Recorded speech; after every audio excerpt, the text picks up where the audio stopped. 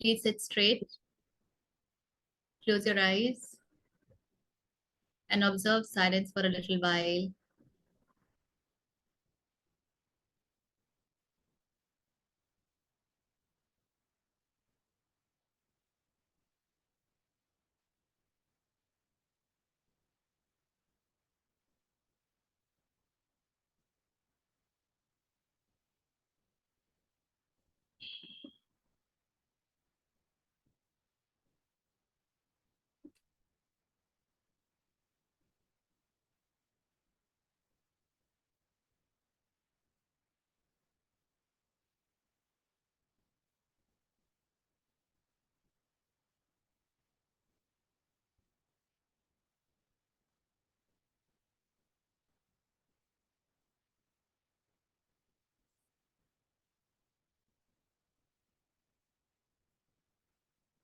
Get centered, get grounded. Maybe be blessed with divine intervention.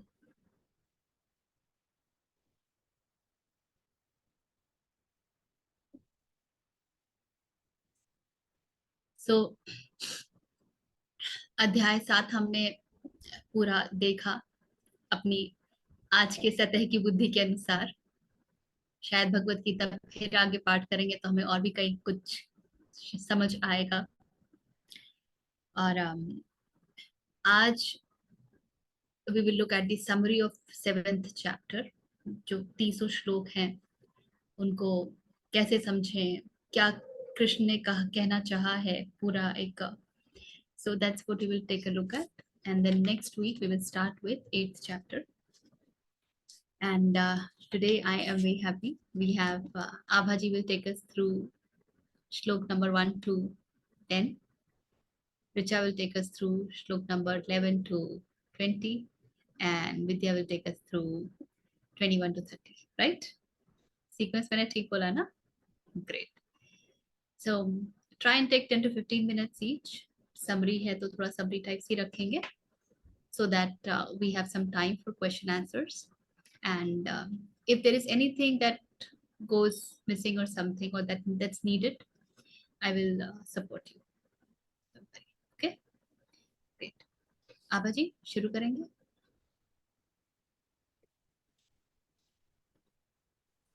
नमस्ते everyone.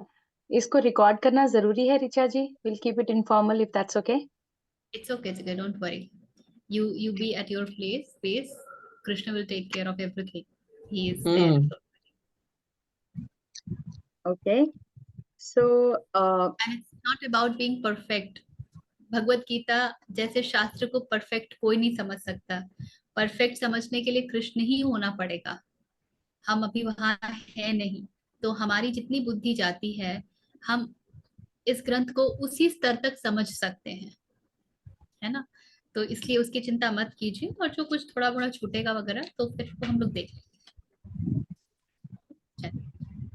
ठीक है। So everything that I'm going to say is based on what Richa ji has taught and also some references that I have seen. उसी में से होगा, मेरा अपना कुछ भी नहीं है. So some of the video references that I saw, the way they divide this text of Bhagavad Gita is into 3 parts. 18 अध्याय हैं और एक concept षटपदी, यानी कि 6, a set of 6.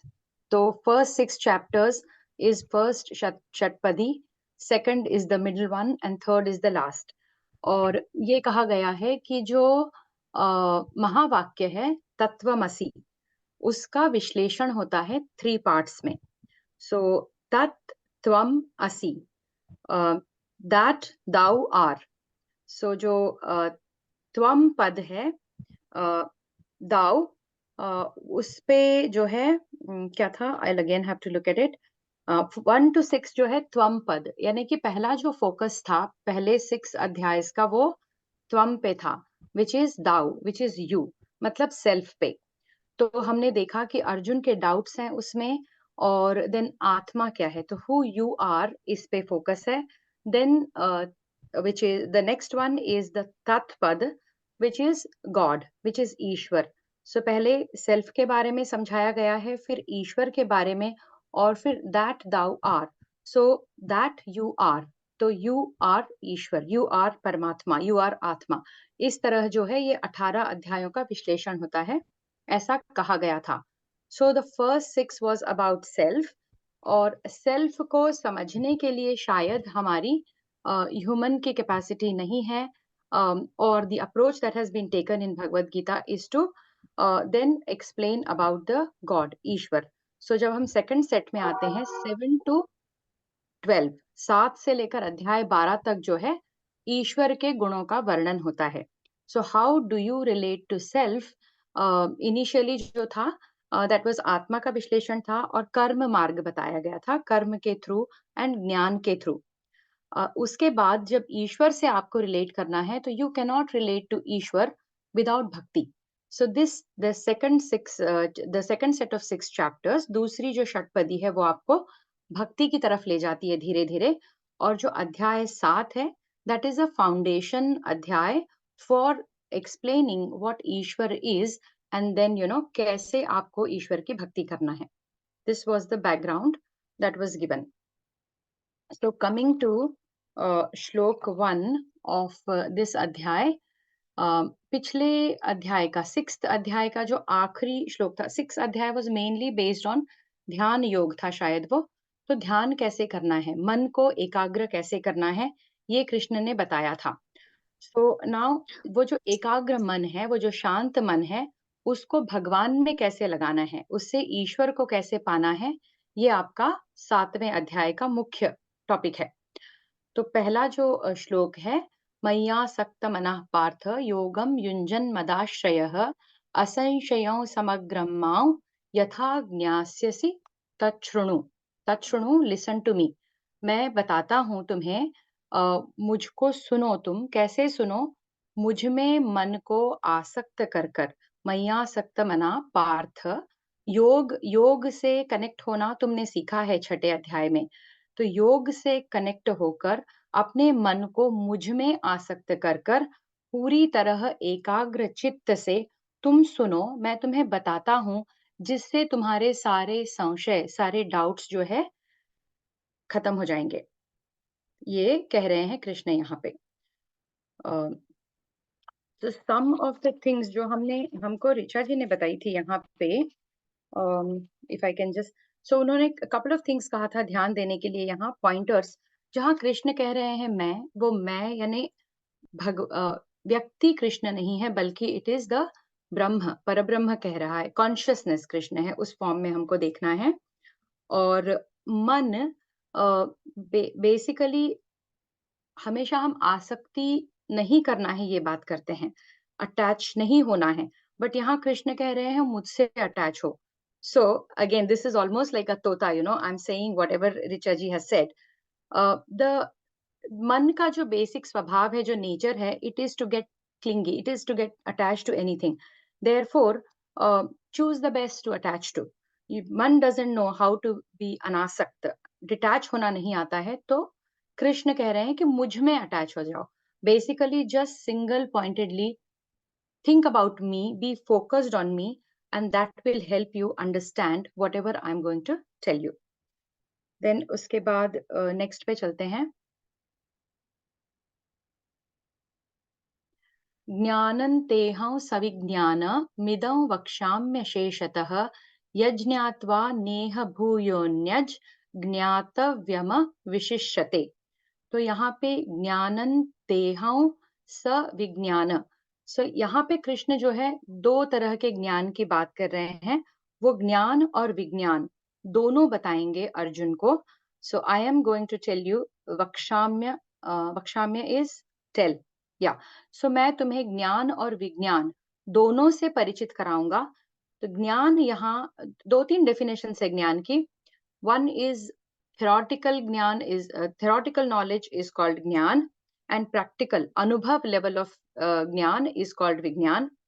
the other way जो हमने हमारे सत्र में देखा था वो था अपरा ज्ञान, which is ज्ञान related to material world is the ज्ञान, and para which is ज्ञान ब्रह्म विद्या which is related to Brahma is विज्ञान। so कृष्ण यहाँ पे theoretical knowledge about Shastras या अपरा ज्ञान, which is the lower level of ज्ञान, as well as the higher level of ज्ञान, as he calls it, परा ज्ञान, ब्रह्म विद्या, दोनों भी बताएंगे। और जब दोनों को तुम जान लोगे अर्जुन, तो इसके बाद कुछ और जानने के लिए नहीं बचेगा। Nothing will remain that needs to be known. So nothing will remain as in, जिसको ब्रह्म विद्या समझ में आ जाती है, और अगर हम ज्ञान और विज्ञान को थ्योरी और अनुभव समझें, तो जिसको ब्रह्म ज्ञान का अनुभव भी हो जाता है, फिर उसके लिए कुछ और जानना शेष नहीं रह जाता। शेष नहीं रह जाता as in, then there are no more desires. He may know, there may be curiosity, but there will not be a need, there will not be a desire. जो हमारे अंदर जो पुश पुल चलती है, या जो हमारे अंदर एक अपूर्णता का जो भान होता है हमें, that is because we don't know what is Brahma. Most likely that is what is indicated here, कि एक बार तुम्हें उस ज्ञान का सो फोकस करके सिंगल पॉइंटेडली मुझ में आसक्त होकर तुम सुनो, मैं तुम्हें संपूर्ण ज्ञान और ब्रह्म विद्या की अनुभूति दिलाऊंगा। This is what Krishna is saying here.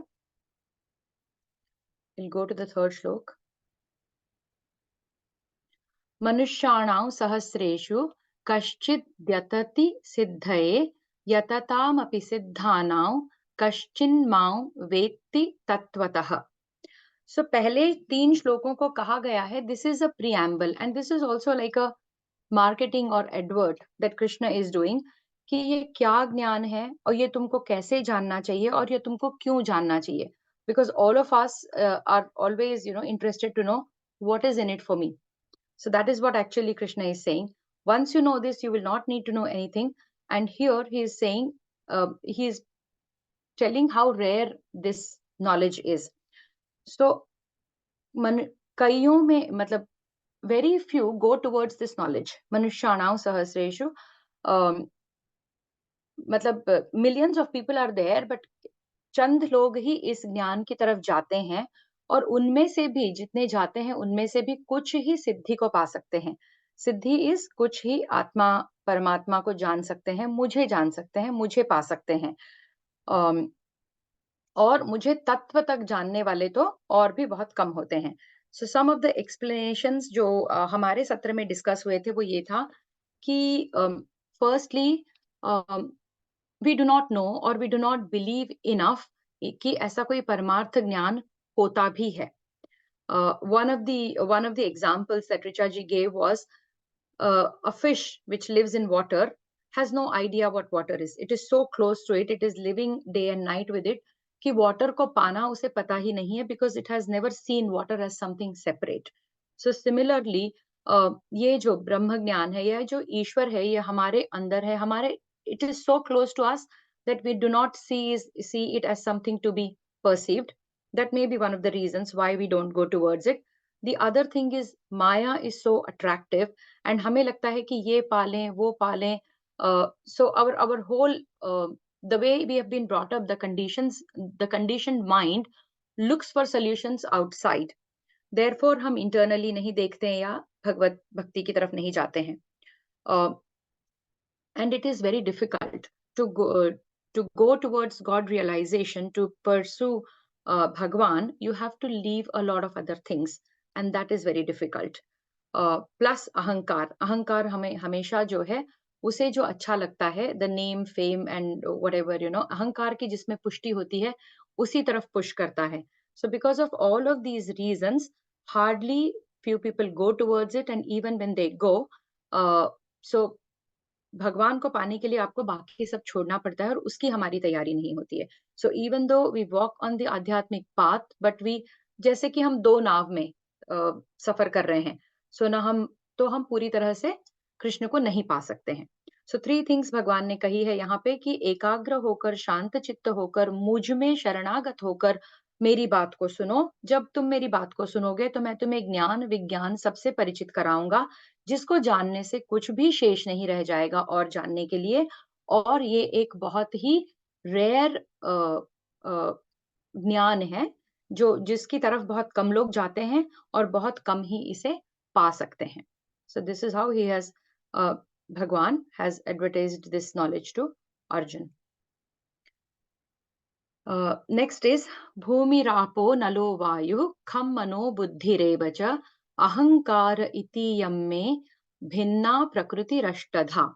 प्रकृतिरष्टधा, यहाँ भगवान, so some of the analysts have said कि भगवान जो है अपने दो दो तरह की प्रकृतियों का वर्णन कर रहे हैं यहाँ पे।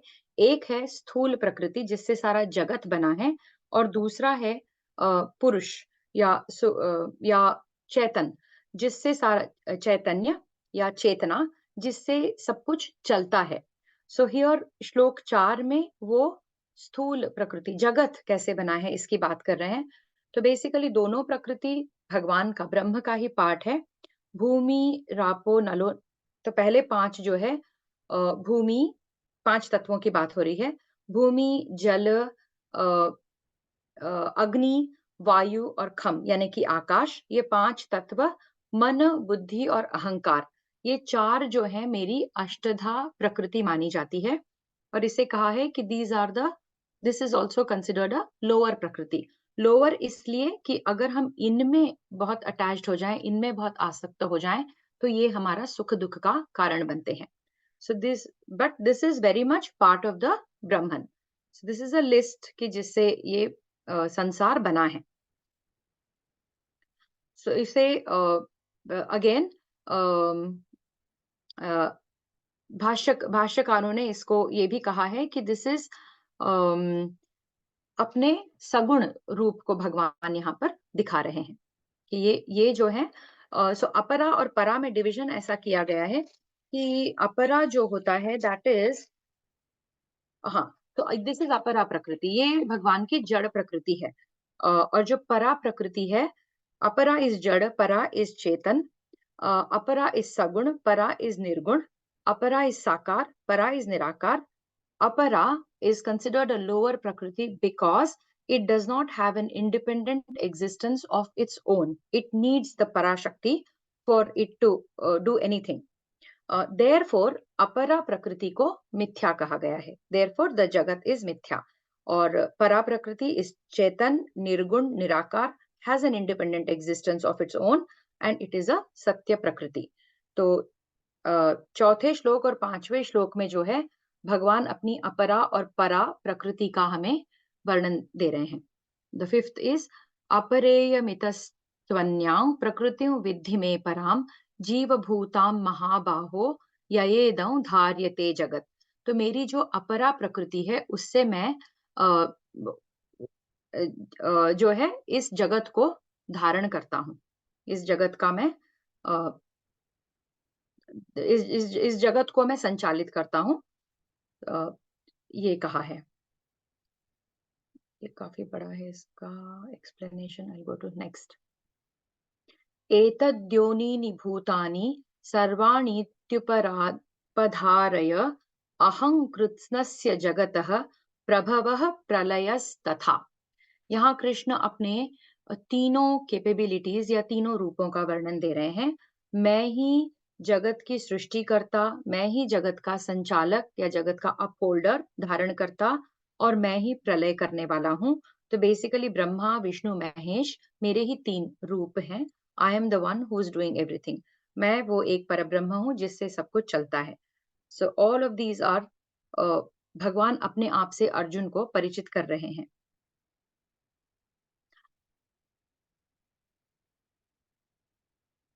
मत्तं परतरं नान्यत् किंचदस्ति धनंजय मयि सर्वमिदं प्रोतु सूत्रे मणिगणा इव। तो यहाँ पर एक माला की कल्पना की गई है कि भगवान वो सूत्र हैं जिसमें सारे मणि पिरोए गए हैं, सारे मोती पिरोए गए हैं। So basically this whole world is upheld और has kept connected because of me. मैं वो सूत्र हूँ, मैं वो धागा हूँ जिसमें ये सारे मणि पिरोए गए हैं। So I am the one who is holding everything together.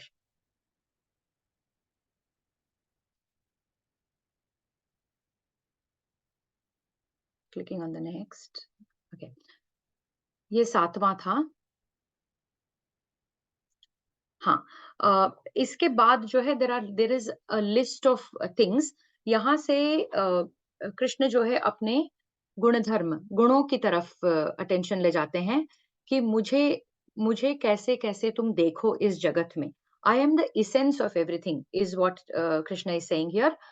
रसोऽहमप्सु कौन्तेय प्रभास्मि शशिसूर्ययो प्रणवः सर्ववेदेषु शब्दः खे पौरुषन् ऋषुः। सो जल में मैं रस हूँ। This is actually a list, so I will go to the list.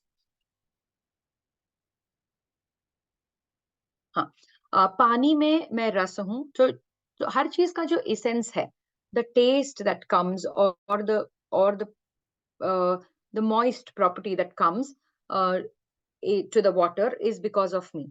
So if Krishna part, if the Chetana part, or if the essence is taken out, then all of these will have no value basically. So पानी में मैं रस हूँ, शशि और सूर्य यानी कि चंद्रमा और सूर्य में मैं प्रभा हूँ, उनका उजाला हूँ। वेदों में प्रणव हूँ। अगर वेदों में प्रणव नहीं है तो ओम नहीं है वेदों में, तो वेद का महत्व बहुत कम हो जाता है। स्पेस आकाश में मैं स्पेस में मैं शब्द हूँ। The core property of the Akash is me. पुरुषों में मैं पौरुष हूँ, जो पुरुष तत्व हम देखते हैं ह्यूमन बीइंग में। See me in that, see me as that.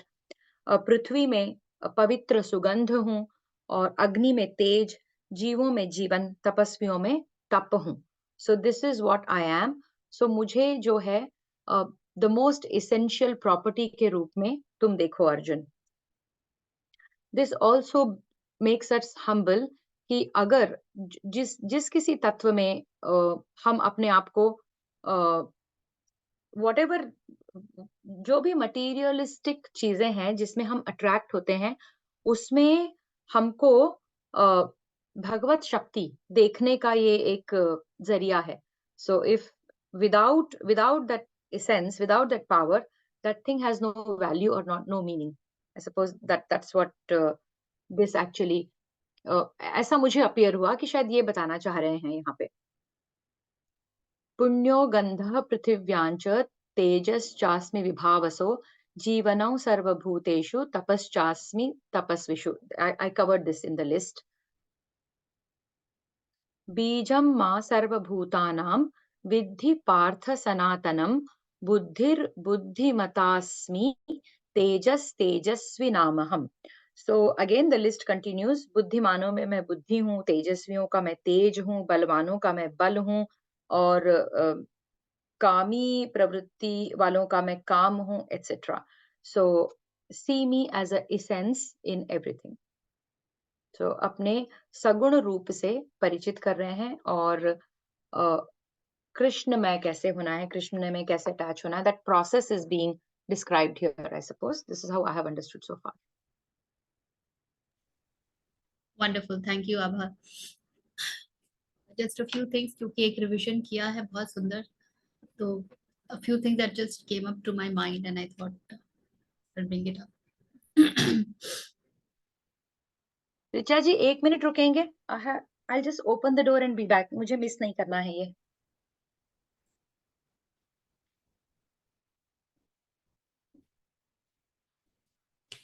So हर एक श्लोक हमें कुछ ना कुछ तो इंगित करता ही है जीवन की तरफ, और कहीं से भी कृष्ण हमको एक शास्त्र देने का प्रयास नहीं कर रहे हैं। कृष्ण का प्रयास ये है कि हम हमारी बुद्धि में, हमारी मोटी खोपड़ी में ये बात घुस जाए कि हम जिस प्रकार जीवन जीते हैं वो जीवन जीने का सही स्वरूप नहीं है, वो सही मार्ग नहीं है, सही दिशा नहीं है। तो जीवन कैसा होना चाहिए, जीवन का आधार ही क्या हो। और शास्त्रों की जब हम सिर्फ पूजा करते हैं और अगरबत्ती दिखा लेते हैं और प्रसन्नचित हो जाते हैं, तो क्या शास्त्र का कार्य उतना ही है? पहले श्लोक में मन को पकड़ करके उन्होंने कहा है, जब हम आसक्ति की बात करते हैं कि मन की तो प्रॉपर्टी है कि वो आसक्त होगा। So he is not at all asking us to become desireless. He knows how incapable we are of becoming desireless. He simply gives us the thumb rule. Desire रखो बट उचित डिजायर रखो. Have the desire but have the right one. That is more important. So he is not at all shunning the very characteristic of ours of having desire. He is only asking कि इच्छा करते हो कि qualification बढ़ जाए, post बढ़ जाए, अलमीरा भर जाए, सोने आ जाए, बहुत सारी डिग्रीज मिल जाए, पद्म भूषण मिल जाए, इच्छा करते हो मान सम्मान मिल जाए, लोगों के दृष्टि में तुम बहुत ऊंचे कहलाओ. ये सब इच्छाओं को त्याग करके मुझ तक पहुंचने की इच्छा करो. And the moment you change the direction, you start moving on the right path. Then he talks of, so that's what he is talking in the first one, and then he tells us अभी फिर ये सही इच्छा है ही क्या, what is this right desire? And that's where he talks of ज्ञान and विज्ञान, because then he has to tell us कि ज्ञान क्या है और विज्ञान क्या है, और क्यों विज्ञान को जान जाओगे तो सब जान जाओगे, because material world is limitless, you can never know it fully. And then he goes ahead to talk about कि सब लोग इस तरफ जाते ही नहीं हैं. Of many, कोई एक इस तरफ दृष्टिगत होता है, उसमें से भी कोई विरला है जिसको मैं प्राप्त होता हूँ. और हम ये फिनोमिना देख रहे हैं पूरे विश्व में कि एथिज्म बहुत बढ़ता जा रहा है. People are taking this as their status symbol to say that I am an atheist. हमारे भारत में भी जो इतने मंदिर के शास्त्र हैं, मंदिर जो बने, उनका जो बहुत फाउंडेशन था वो बहुत साइंटिफिक रहा है. किंतु आप हमारे ही जनरेशन के लोगों से पूछे कि भाई तुम क्यों हाथ जोड़ते हो, कौन है ये श्री राम जिसके लिए इतना मदमस्त हुए जा रहे हो, तो कोई बता नहीं पाएगा. वो सिर्फ एक मूर्ति है, वो एक अलग प्रकार का मद है. Exactly because of this, Marx had to say that religion is the opium of the masses. Exactly because of this. He was not talking of the real religion, क्योंकि real religion का तो हम किसी को पता ही नहीं होता है. हम real religion से community में हमारा निचोड़ वहां जाके अटक जाता है. Religion, धर्म अपने जगह रह जाता है और हम समुदाय बन जाते हैं. We become a community. और इसीलिए फिर कृष्ण बोल रहे हैं कि इतने सारे लोगों में से भी कोई कुछ ही लोग हैं जो मेरी तरफ उन्मुख होते हैं, और उनमें से भी विरला ही कोई है जो मुझे प्राप्त करता है. उसके आगे वो जाते हैं और 8 अपनी जो लोअर प्रकृति है उसके विषय में बात करते हैं. हमारी ये धारणा है और हमारी ये पूरी जानकारी है, हमारी पूरी बुद्धि इतनी है, पंचभूत यह अधम शरीरा, और आगे ये अंतःकरण की 3 बातें आ जाती हैं, मन बुद्धि अहंकार, जो सूक्ष्म है. हम इनको ही जीवन मानते हैं क्योंकि इनका ही हमको बोध होता है. चाहे वो स्थूल दृष्टि पंचभूत पे अटक जाएगी, थोड़ी सी सूक्ष्म होगी तो उसको मन बुद्धि अहंकार भी कुछ समझ आएगा, किंतु इसके आगे तो हम जा ही नहीं पाते हैं. किंतु कृष्ण या श्रोत उसके आगे है. और फिर आगे बताते हैं कृष्ण की अपरा क्या है और परा क्या है, जिसके बारे में तो आभा जी ने बहुत अच्छे से बताया. And then he goes ahead to talk of the 3 forms.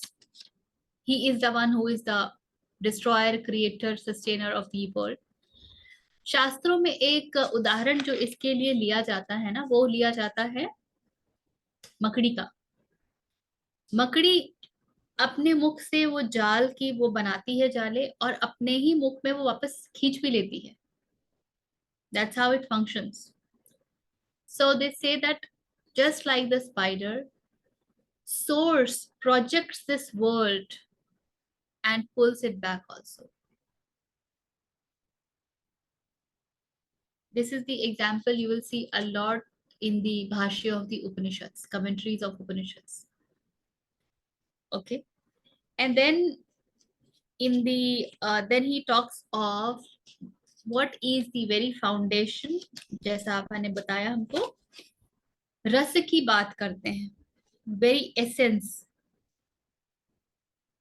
जो अगले 5 श्लोक हैं उनमें वो यही बताते हैं कि what is important is not what appears। जो दिखता है वो महत्वपूर्ण नहीं है, उसके पीछे जाओ कि वो है ही क्यों। पानी में यदि पानी का रस ना हो तो पानी किस काम का? क्या आपकी प्यास को बुझा पाएगा? नहीं बुझा पाएगा। और पानी को तो हम महत्ता ही इसलिए देते हैं क्योंकि वो हमारी प्यास बुझाता है। तो जब वो उसकी एसेंशियल प्रॉपर्टी है वो ही नहीं रहेगी, तो वो जैसा भी दिखे, it becomes useless for us.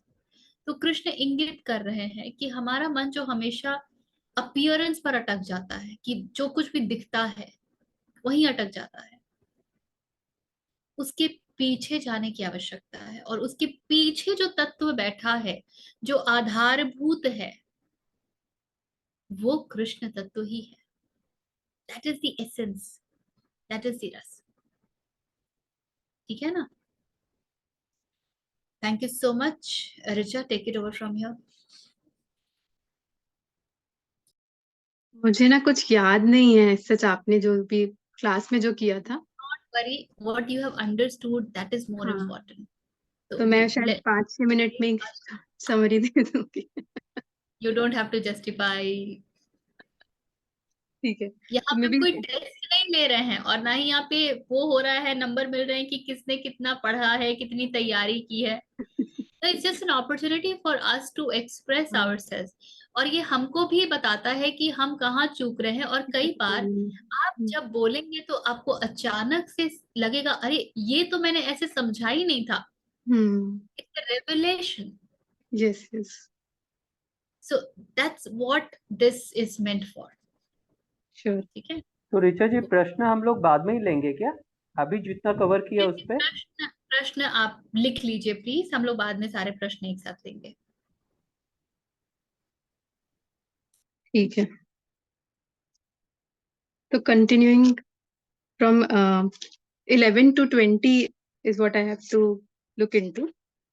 So just a brief about that. 11 verse is a continuation of 10th, wherein we studied कि हर चीज का एसेंस कृष्ण है। तो उसी को 11th में elaborate किया है कि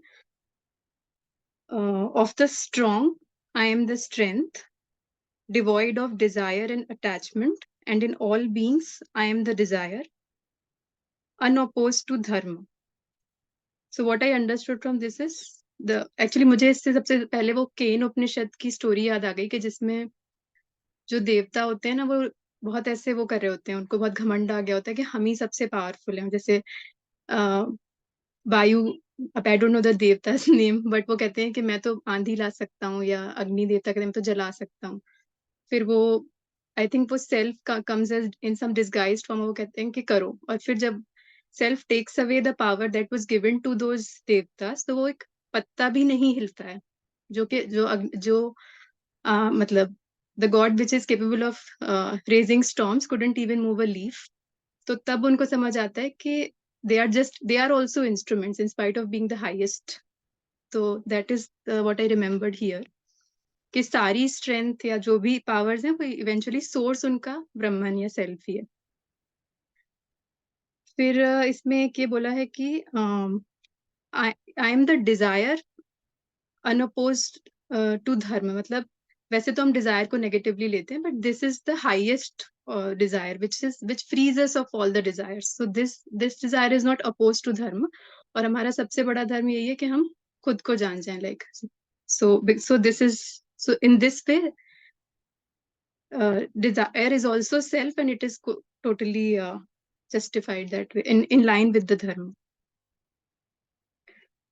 फिर ये जो 12 to 14 जो 3 श्लोक हैं, ये गुणों की बात कर रहे हैं। So 12th is whatever beings and objects that are pure, active and inert, मतलब तमस रजस सत्व रजस तमस, वो भी मुझसे ही आते हैं, मतलब कृष्ण बोल रहे हैं। एंड सो अगेन उनका सोर्स भी कृष्ण है। That is what I understood. And then 13 says deluded by these natures composed of the three gunas, all the world knows me not as immutable and distinct from them. तो 12 और 13 से what I understood is कि अगर मतलब दृष्टा भाव से मैंने समझने की कोशिश की कि अगर मैं दृष्टा के उससे देखूं तो सब गुण मुझे दिख रहे हैं, कितना भी अच्छा, मतलब सत्व हो, रजस हो, तमस हो, कुछ भी हो, तो उस तरह से वो कुछ भी मुझे इफेक्ट नहीं करता। लेकिन अगर मैं अपने माइंड बॉडी से आइडेंटिफाई करने लगी और फिर मैं वो गुणों के चक्कर में पड़ गई, तो फिर मैं वो सर्कल में घूमती रहूंगी। तो मोस्ट ऑफ द पीपल है, with most of us up to a certain stage यही होता है कि हम गुणों से, हम अपनी बॉडी माइंड से आइडेंटिफाई करते रहते हैं, फिर बॉडी माइंड का जो बिहेवियर होता है तो उससे हम कहते हैं कि हम ऐसे हैं, हम वैसे हैं। दे आर अगेन, मैंने मतलब गुणों का ही एक एक्सप्रेशन है हमारे सारे states. Everything is made of gunas eventually. और उस and gunas are constantly, like प्रकृति है तो मतलब कॉन्स्टेंट मोशन में है। दृष्टा या सेल्फ जो है वो इट इज स्टेबल। तो जब हम उस मोशन में फंस जाते हैं तो हम ये नहीं देख सकते, जो हम ये भूल जाते हैं कि देयर इज अ सीयर जिसकी वजह से ये मोशन दिख रहा है। तो फिर that is the point of, that is a delusion we are always stuck in. उसके बाद फिर 14 में काइंड ऑफ उसका सोल्यूशन दिया है कि ये जो divine illusion of mind made up of gunas is difficult to cross over. Those who take refuge in me, they alone cross over this situation. तो इसमें दो चीजें थी, एक तो ये कि मेरी ही माया है, delusion of mind, और दूसरा ये कि it is difficult but those who take refuge in me, मतलब जैसे जैसे हमारा रिफ्यूज और surrender is what we discussed in last class also, कि जैसे जैसे मैं घटता जाता है, जैसे जैसे समर्पण बढ़ता जाता है, वैसे वैसे दिखने लगता है रास्ता आगे का। तो फिर वो देयर इज अ होप कि हाँ मतलब वो इल्यूजन से निकल जाएंगे। तो that is what is 14। And 15 is the evil doers, the deluded, the lowest of men do not seek me. They whose discrimination has been destroyed by their own delusions follow the ways of the demons. So this is about कि I felt कि this is about कि अगर बहुत ही ज्यादा तामसिक उसमें state में फंस गए तो फिर it is difficult. Then it is मतलब there has to be a certain level of consciousness even to have a desire to surrender or even to have that desire to uh, seek God.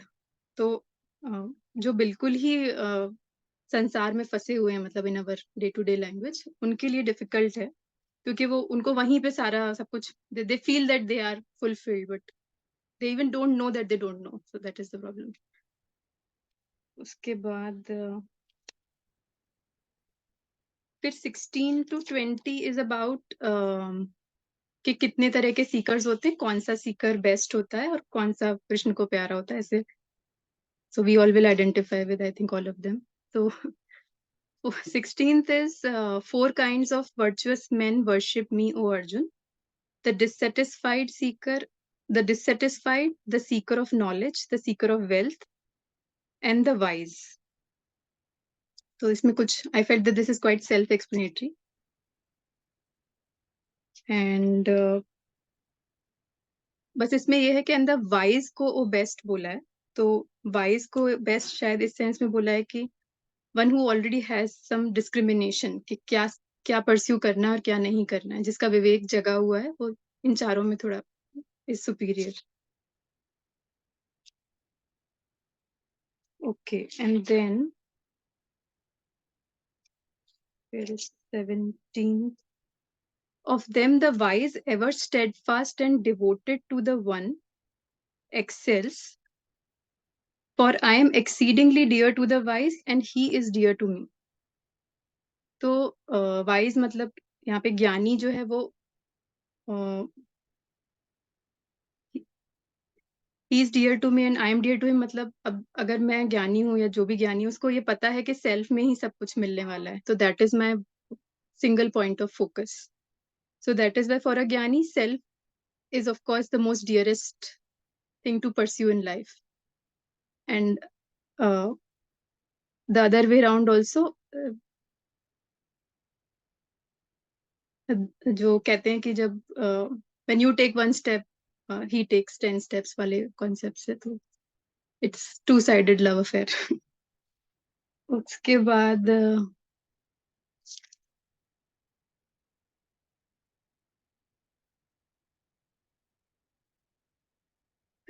noble indeed are all these, but the wise men I deem as my very self.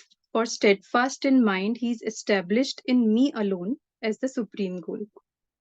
I don't know if what exactly is the difference between 17 and 18 very clearly, but what I understand is कि devotion और ज्ञान दोनों पे emphasise किया in both put together. So basically कि जिसके अंदर पूरी श्रद्धा है, पूरा डिवोशन है towards self, he again becomes, he's the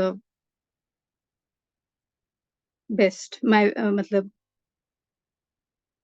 हाँ, इस ओके सॉरी. सो 18th में उन्होंने बोला है कि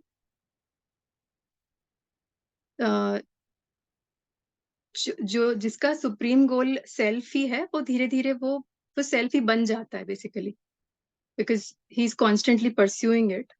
तो he starts getting closer to that. उसके सारे जो इल्यूजन्स है वो ड्रॉप होने लगेंगे. देन 19th इज at the end of many births the wise man comes to me, realizing that all this is Vasudev. Such a great soul is very hard to find. So dawning of this awareness that everything is self and self is everything, मतलब form और formlessness का मतलब दृष्टा ही दृश्य है, ये वाली stage आने में बहुत जन्म लग जाते हैं. And such like it is the rarest thing to happen, but होता है, मतलब it's not impossible. And then 20th एक दूसरी ट्रेजेक्टरी शुरू होगी कि जिसमें those whose wisdom has been looted away by this or that desire go to other gods following this or that right, led by their own nature. तो this reminded me of वो जैसे आरती में कई बार line आती है ना कि जिसका जैसा भाव होता है मैं उसको वैसे ही, मतलब साईं बाबा की आरती में बहुत आती है कि जया मनी जैसा भाव तया तैसा अनुभव, मतलब जैसा तुम्हारा भाव होगा वैसा तुम्हें अनुभव हो जाएगा. तो आई फेल्ट कि वैसे ही है कि जैसे पूजोगे वैसे मिल जाएंगे. That's it. Nice, thank you so much. So 12th तक तो कृष्ण एसेंस की बात कर रहे हैं. उसके आगे वो बढ़ते हैं और वो बताते हैं कि संसार कृष्ण को क्यों नहीं जान पाता है, और वो कहते हैं कि किस प्रकार हम माया से भ्रमित हैं. माया ही हमारे लिए सत्य रूप हो जाती है, तो कृष्ण तक कौन पहुंचना चाहे. कृष्ण के भी हम उसी रूप को समक्ष रखते हैं जो असल में माया से आच्छादित है. तो एक मूर्ति है, कृष्ण का बाल रूप है, कृष्ण का ये रूप है, वो रूप है, और दही हांडी है, और वो लड्डू गोपाल है. वो वो कृष्ण तक पहुंचने का कार्य ही नहीं है, वो तो सब माया के ही खेल हैं. इसीलिए कहते हैं कि माया इतनी इतनी शार्प है, और never ever try to underestimate. जब आपको ऐसा लगे भी ना कि आप कृष्ण तक पहुंच रहे हैं, बी कॉशियस. और इस पूरी प्रक्रिया में ये जाना गया है, जानने वालों ने कहा है कि जब आप पहुंचने ही वाले होते हैं कृष्ण तत्व तक, just before that you will have an attack from माया. बुद्ध के केस में भी ये कहा गया है कि बुद्धत्व को प्राप्त होने से ठीक पहले पूरा संघर्ष किया था उन्होंने मार के साथ, और किस प्रकार से वो आकर के उनको चारों दिशाओं से घेरती है और परेशान करती है और लोभित करती है. सिमिलरली नचिकेत के भी केस में हमने देखा है कि यमराज ने कितने प्रलोभन दिए थे. So it is very widespreadly known that just before you are able to cross, you will get 1,000 reasons why not to cross. इसी में होता है कि एक होगा एक असली बोधि सत्व जो वाकई इसके रुकेगा, क्योंकि इधर जो रह गए हैं उनको पार ले जाना है। और कोई उसका चोंगा भी पहन सकता है कि नहीं नहीं, मैं कैसे जाऊं, मुझे इनका भी उद्धार करना है, उनको साथ में लेके जाना है। तो बड़ा कठिन होता है कर्म के तल पर किसी को भी जज करना। अगर आप कर्म से जज करेंगे ना, हालांकि हम कहते यही है कि action is what you can see, action speaks louder than words, लेकिन कर्मों पे भी आप पूरी तरीके से ये नहीं कह सकते हैं कि ये धर्मयुक्त कर्म है या धर्म के विपरीत कर्म है, क्योंकि उस कर्म का उद्गम स्थल क्या है, कर्ता कौन है, वो सारी कहानी को पलट देता है। और कर्ता कौन है ये समझने के लिए आपके भीतर जो कर्ता है ना, आपको उसके प्रति सचेत होना पड़ेगा। जब आपको अपने भीतर के कर्ता का बोध होने लगेगा कि अरे ये कौन बोल रहा है, if you can start asking this question time and again like Maharshi Raman, who is it, who is this who is saying so, तब आप दूसरे के कर्ता को भी पकड़ पाने में सक्षम होंगे, समझ में आ जाएगा। यदि कर्ता के बीच में जो तलों का भेद है वो आप करना सीखने लगे। वो आरंभ वही से होता है, चोर चोर मौसेरे भाई। जितना खुद का पता होगा ना उतने ही सामने वाले का पता होगा, और जितना खुद का पता नहीं होगा उतना ही सामने वाले का भी पता नहीं होगा। किसी को लग सकता है मैं तो कितना शाना हूँ, और ऐसा व्यक्ति सबसे ज्यादा धोखा खाता है और बड़ा वाला धोखा खाता है। छोटे छोटे केसेस में तो वो शानपंती करके निकल लेता है, लेकिन उसको पड़ती है बड़े वाली। सो माया को समझना पड़ता है। और फिर बताते हैं कृष्ण कैसे, कौन से वो लोग हैं जो उनके पास आते हैं श्रद्धा के साथ, समर्पण के साथ, और कौन से वो लोग हैं जो नहीं आते हैं। और फिर वही आगे जा करके वो 4 प्रकार के भक्तों के बारे में कहते हैं, जो अर्थ है, अर्थार्थी है, ज्ञानी है और जिज्ञासु है। और ज्ञानी को वो सर्वश्रेष्ठ बताते हैं और कहते हैं ज्ञानी मुझे बहुत प्रिय है। क्यों? क्योंकि ज्ञानी ही जो है वो असली में कृष्ण की ओर देख रहा है। ज्ञानी ही जो है वो ज्ञानी ही इसलिए क्योंकि वो हर क्षण पूछ रहा है कि कौन बोल रहा है। वो हर क्षण अपने कर्ता भाव से पृथक होने के प्रयास में है, इसीलिए वो ज्ञानी है। वो इसीलिए ज्ञानी है क्योंकि उसे समझ आ रहा है कि गुणों तक कार्य कहाँ चल रहा है, लोअर प्रकृति कहाँ तक है, और इसके आगे बात कहाँ जा रही है। इसीलिए कृष्ण को वो बहुत प्रिय होता है। और फिर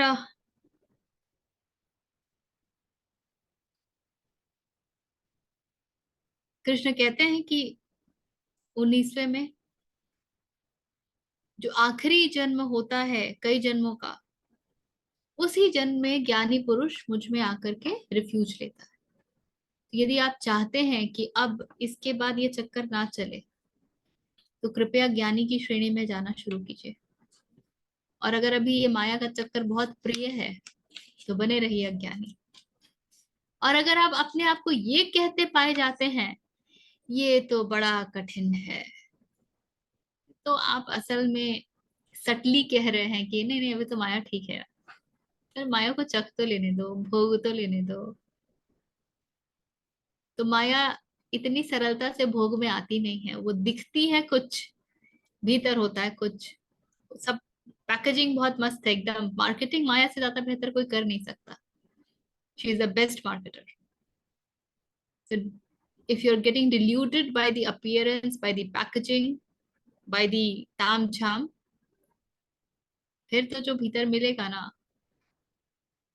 तो यदि चाहते हैं, यदि ये इच्छा है, जीवन अब बोरिंग लगने लगा है वाकई, कि ये मैं किन चीजों के पीछे भाग रही हूँ, मैंने किन चीजों में महत्व रख दिया है, अपना वैल्यू सिस्टम रख दिया है, किन बातों को धारणा बना करके मैं अपना जीवन व्यतीत कर रही हूँ, वो क्या है जिनको मैं कहती हूँ कि बहुत महत्वपूर्ण है।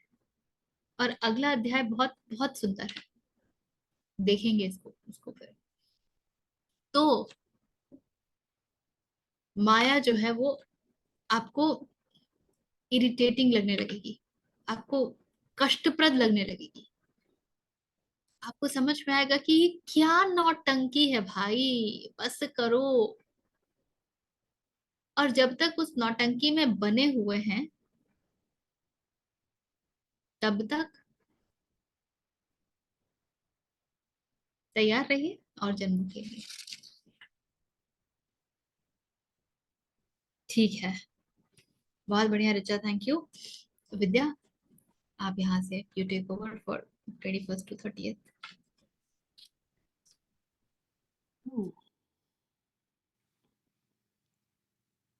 So from chapter 21 to all the way to till the end. In verse 21, उसी थॉट को कैरी फॉरवर्ड किया जा रहा है जिसमें ये कहा जा रहा है कि भक्त जिस जिस हिसाब से मुझे भजते हैं, डिजायर बेस, मैं उसी को उसी तरह से प्राप्त होता हूँ। तो इसमें है कि जो जो सकाम भक्त मुझे जिस जिस देवता के स्वरूप में पूजते हैं, मैं उनमें उनको वैसे ही प्राप्त होता हूँ। एंड ओवर हियर, जो भक्त मुझ में सिर्फ मेरे जन्म और मृत्यु वाले रूप को देखते हैं, लाइक कृष्ण को सिर्फ कृष्ण के फिजिकल रूप में देखते हैं और उनको वैसे भजते हैं, वो अज्ञानी हैं, क्योंकि वह मेरे जन्म और मरण से परे उस रूप को नहीं जानते हैं जो अजन्मा है। मैंने वर्स बाय वर्स सब पढ़ के मैंने इकट्ठा एक समरी लिखी है, if it's that's okay. So I'm not going to read each verse and kind of giving you the whole conceptualized in Hindi and English. जो भक्त मुझ में सिर्फ मेरे जन्म और मृत्यु वाले रूप को देखते हैं वो अज्ञानी हैं। वह मेरे जन्म और मरण से परे उस रूप को नहीं जानते जो अजन्मा है। जो भक्त जिस देवी देवता को भजते हैं जिससे उन्हें इस संसार और माया के भोग मिल सकें और उन्हें अवश्य उन भोगों की प्राप्ति भी होती है, पर वो भक्त जन्म और मरण के चक्र में अपने राग द्वेष और इंद्रियों के वशीभूत परम गति को प्राप्त नहीं होते हैं। वे इंद्रियों के वशीभूत होकर माया में ही अटके रहते हैं। जो भक्त श्रेष्ठ निष्काम कर्मों के द्वारा अपने कर्म के बंधन को काटते हैं और वे अवश्य मुझे ही प्राप्त करते हैं, उन भक्तों को मैं प्राप्त होता हूँ जो मेरी शरण में आते हैं और जन्म मरण के चक्र से मुक्ति पाकर मोक्ष को पाना चाहते हैं। जो अपने अंत समय में भी मुझे भजते हैं, वे पुरुष जो ब्रह्म को, संपूर्ण आध्यात्म को, संपूर्ण कर्म के ज्ञान को जानते हैं, अंततः मुझे ही प्राप्त करते हैं। मैं निर्गुण, अनंत, अविनाशी, जन्म और मृत्यु से परे हूँ। मैं भूत, वर्तमान और भविष्य का ज्ञाता हूँ। जो भक्त मुझे जान जाते हैं वह मुझे ही प्राप्त करते हैं। तो ये मैंने हिंदी में लिखा है पूरा सार, जितना I didn't go by verse, I just read it over and over and kind of put it together. The same here in English, whatever form devotee worships in order to attain worldly objects, I sustain those devotees in that form. They don't see my true nature. They get caught in this maya and worldly pleasure and operate from the place of ignorance. They are stuck in duality. They are run by their senses and desires. Those who move beyond these senses and live their life with Nishkam Karma, who are free from all desires, like rag and dvesh, attraction and aversion, and worship me with devotion and surrender, they attain me, moksha. I am beyond any gunas. I am infinite, and it just goes on and on. It's all qualities that are described in Hindi. Great. Thank you. So 20, 21, 22, 23, 20 से 23 में कृष्ण दूसरे देवताओं के पूजन के विषय में बात करते हैं, talking about other gods worshipping, और कहते हैं कि तुम श्रद्धा से यदि दूसरे देवताओं की भी पूजा करते हो तो मेरे ही अनुकंपा से तुम्हारी वो श्रद्धा टिकी रहेगी और तुम्हें वो प्राप्त होगा जो वो देवता देने में सफल होंगे, या जो वो देवता देने में सक्षम है, तो वो तुम्हें प्राप्त भी होगा। महत्वपूर्ण बात क्या थी? श्रद्धा होनी चाहिए, और हमने श्रद्धा के ऊपर काफी लंबी चौड़ी बातचीत की थी इसके ऊपर। उसके आगे कृष्ण कहते हैं, लेकिन ये हमेशा जानना कि जो देवता है वो श्रोत नहीं है, वो परम नहीं है, वो ब्रह्म नहीं है। तो वो जिस कोटि के हैं जो कि ब्रह्म से निम्न है, तो तुम्हें जो इसका परिणाम मिलेगा वो भी ब्रह्म से निम्न ही मिलेगा। Don't expect to receive total when you are worshipping partial. Don't expect। और ये हमारे लिए बहुत अच्छा सूत्र है, क्योंकि हम अपने जीवन में जो कुछ भी पाने की इच्छा रखते हैं ना, हमारी इच्छा यही होती है कि ये मिल गया ना तो दैट हो गया, बस आई एम डन। और ये तो हम कितना ही सुनते हैं, यार ये हो जाना चाहिए, और क्या चाहिए जिंदगी में, ये हो गया ना, I am done, I just don't want anything else. और वो डन जो है कुछ घंटे कुछ दिन, उससे ज्यादा वो बचता नहीं है।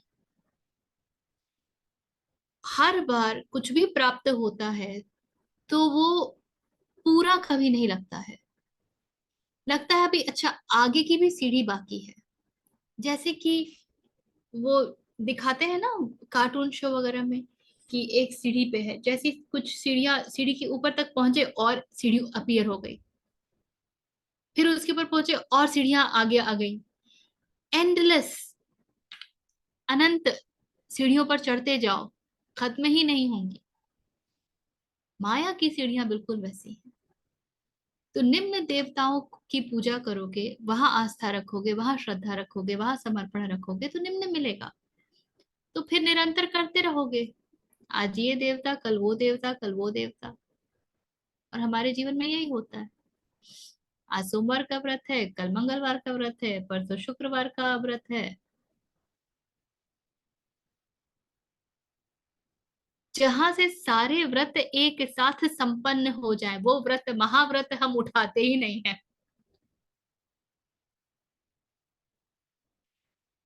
तो कहते हैं कृष्ण की जैसा व्रत वैसा फल। बचपन में हम हमारी मेरी माता कहती थी, बोए पेड़ बबूल के तो आम कहाँ से होए। बबूल का पेड़ यदि बोया है तो उससे आम की इच्छा थोड़ी रख सकते हो। जैसा ऋचा कह रही थी, जैसा देखते हैं वैसा ही होता है, जैसी दृष्टि वैसी सृष्टि, यथा पिंडे तथा ब्रह्मांडे। कई अलग अलग भाषा में अलग अलग तरीके से इस बात को अभिव्यक्त किया गया है। सो प्लीज चूज वाइजली, क्योंकि कृष्ण को कौन प्रिय है? जो वाइज है, जो ज्ञानी है। और फिर इसके आगे जब ये कथा दे देते हैं तब वो बताते हैं कि अब इसमें कौन है जो लेस इंटेलिजेंट है, मूढ़ है, फूलिश है, और कौन है वो जो वाकई ज्ञानी है, जो कि उन्होंने 24 से 30 में बताया है। और बताते हैं कि मैं मैनिफेस्ट होता हूँ किंतु सबके लिए नहीं होता हूँ, उन्हीं के लिए होता हूँ जो ज्ञानी है। तो जिसने कृष्ण की इच्छा की है, महाव्रत उठाया है, कृष्ण को तो वही प्राप्त कर सकेगा ना। जिसने इच्छा ही नहीं की, महाव्रत उठाया ही नहीं, उसको कृष्ण कैसे मिल जाएंगे? और कृष्ण को जानने का अर्थ है समय को जान जाना। कहते हैं ना एक जगह 26वें में कि पास्ट प्रेजेंट फ्यूचर मैं ही हूं सब। कृष्ण को जानने का अर्थ है काल को जान जाना। और काल को जानने का क्या अर्थ है? Is it about some knowledge that you get? No. काल को जानने का अर्थ है काल से पार हो जाना, कालातीत हो जाना। That is what makes it so beautiful. सिर्फ साइंस की बुक की तरह जान लिया, एनसीईआरटी की तरह, क्या जाना? But the moment you get the opportunity to live that, to be that, then something profound happens. तो कृष्ण को जानने का अर्थ है काल को ही जान जाना, और इसलिए कालातीत हो जाना। और उसके बाद फिर कहते हैं कृष्ण की, फिर वही बात है कि जो जिसको सब जरा और मृत्यु वगैरह से मोक्ष चाहिए, मुक्ति चाहिए, वो मुझ में वो रिफ्यूज लेता है, मेरे मुझ पे श्रद्धा करता है और मेरे आश्रय में आता है।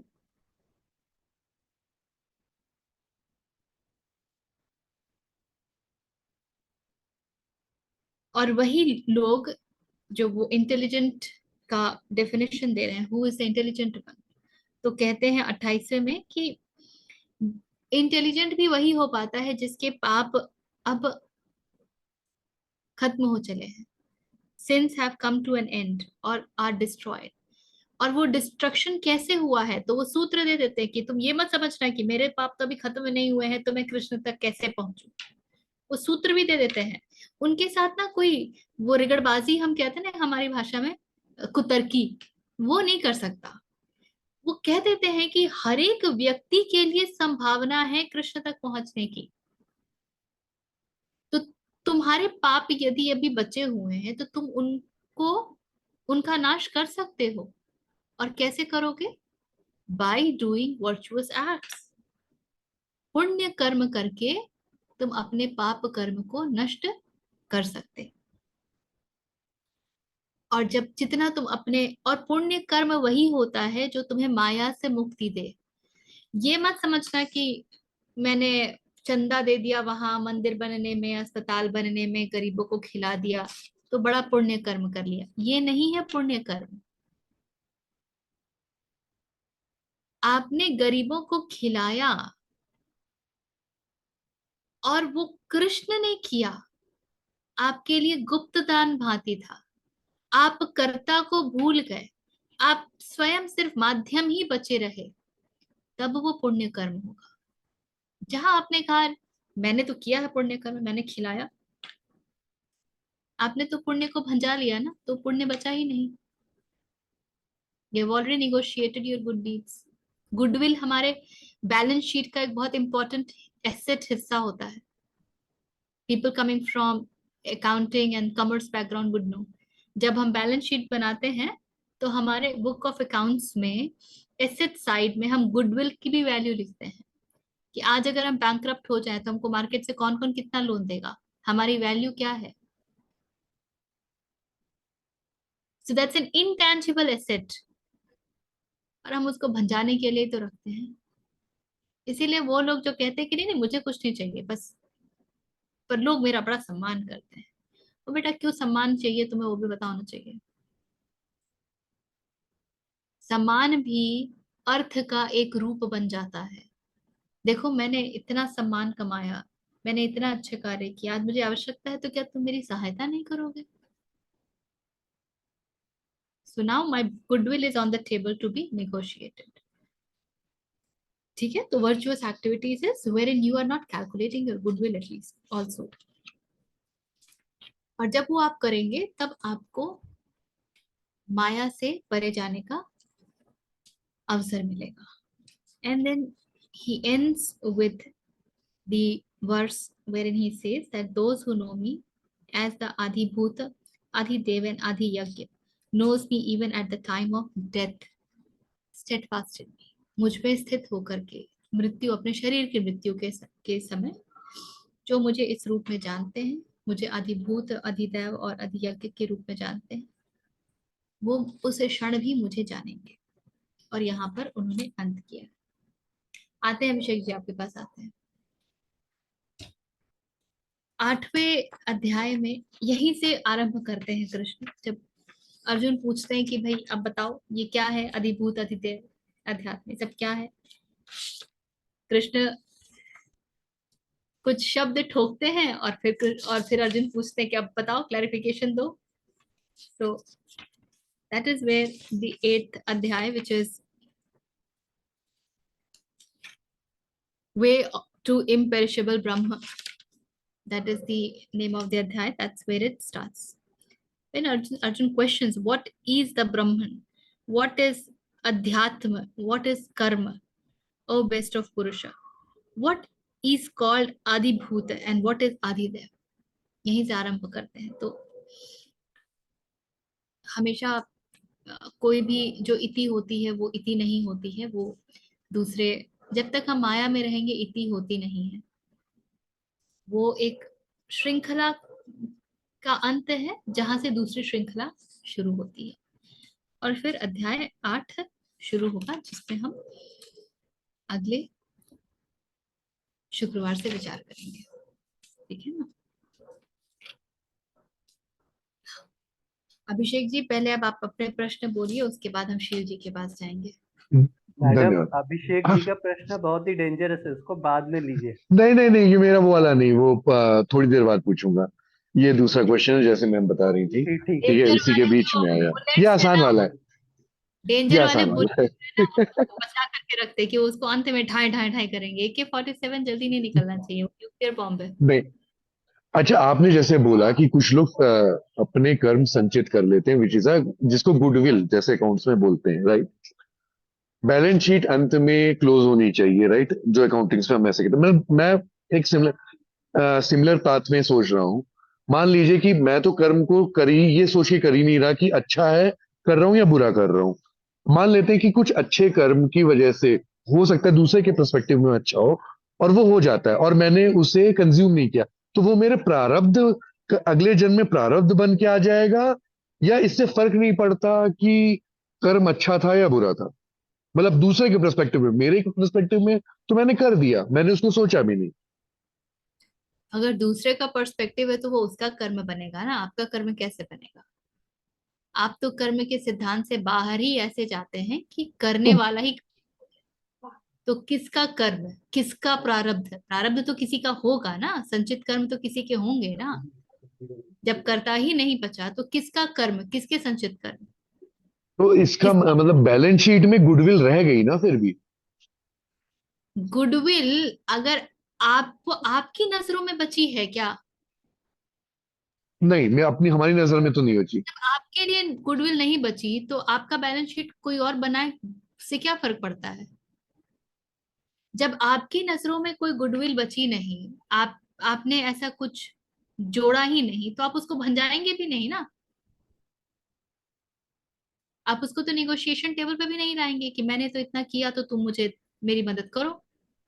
तो ma'am, same is applicable for a bad will also. Yes, absolutely. वो भी प्रारब्ध जोड़ता है, ये भी प्रारब्ध जोड़ता है. हमारा जो पूरा फाउंडेशन होता है, आधार होता है, वो क्या होता है समाज में? Tit for tat. जैसा हम करेंगे वैसा हमको मिलेगा. दूसरों के लिए अच्छा करते हैं ताकि दूसरे हमारे साथ अच्छा करें. पड़ोसी ही पड़ोसी की मदद करता है, क्यों भाई? पड़ोसी को कब काम पड़ जाए क्या पता. हमारा तो पूरा फाउंडेशन ही इसी बात पर बेस्ड है ना कि कर्म जोड़ते चलो. तो कर्म से बचोगे कैसे? जिस दिन आप अगर इसलिए कर पाओ जब बस कर्म ही तो होना है. अब मैं हूं, गुण धर्म है तो कुछ ना कुछ तो इस शरीर को चाहिए, वो कुछ ना कुछ अपनी व्यवस्था करेगा ही. तो I am a vehicle, so I just do it. और आई जस्ट डू इट, ये आपको तब पता चलेगा जब आप कुछ संचित नहीं करते हैं. मुझे आज यदि 10 रुपए का भोजन चाहिए तो मैं 10 ही रुपए का भोजन खाती हूँ, उससे ज्यादा नहीं. 1 रुपए अगर मैंने अपने फ्यूचर के लिए बचा लिया, अपने भविष्य के लिए बचा लिया, तो मैंने कर्म में प्रोड्यूस कर लिया.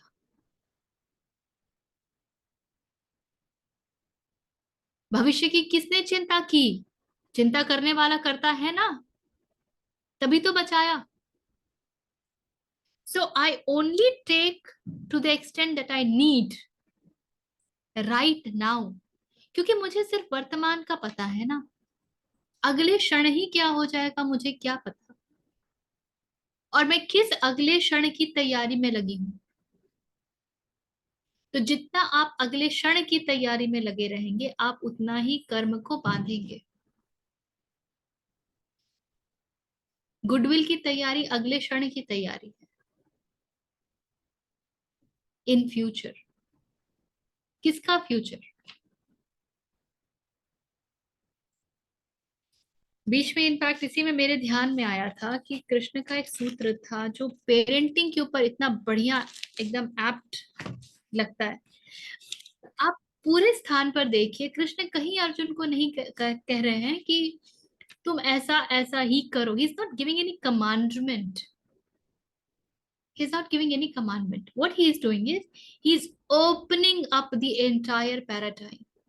देखो, ये मूढ़ है, ये ज्ञानी है, ये मुझे प्रिय है, ये मुझे प्रिय नहीं है, ये माया में फंसे होते हैं, ऐसे फंसे होते हैं, ये नहीं होते हैं, ये देवताओं की पूजा करते हैं, इनको भी मिलेगा, परंतु इनको वही मिलेगा जिनको वो पूजते हैं। He is opening up the entire baggage. He is not giving the commandment to Arjun. This is the rule of parenting. इसीलिए हम स्पिरिचुअल पेरेंटिंग की बात करते हैं। As a parent you are only suppose to open up the entire game. देखो, तुम ये करोगे इसका ये कॉन्सिक्वेंस होगा, ये करोगे इसका ये कॉन्सिक्वेंस होगा, ये करोगे तो ये भी हो सकता है, ये भी हो सकता है, ये भी हो सकता है। You know your situation better, so decide wisely. This is what Krishnamurti said.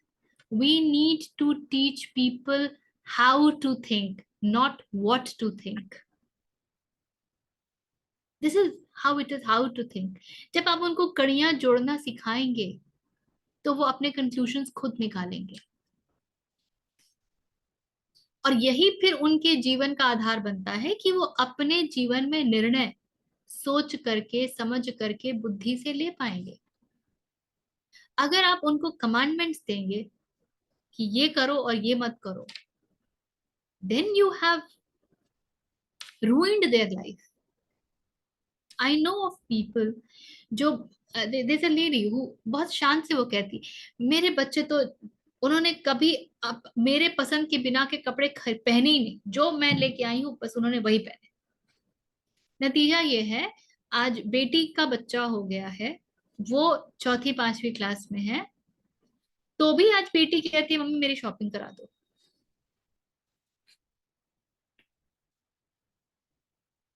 in such a silly thing, ऐसे लोग अपने जीवन के निर्णय कैसे लेंगे?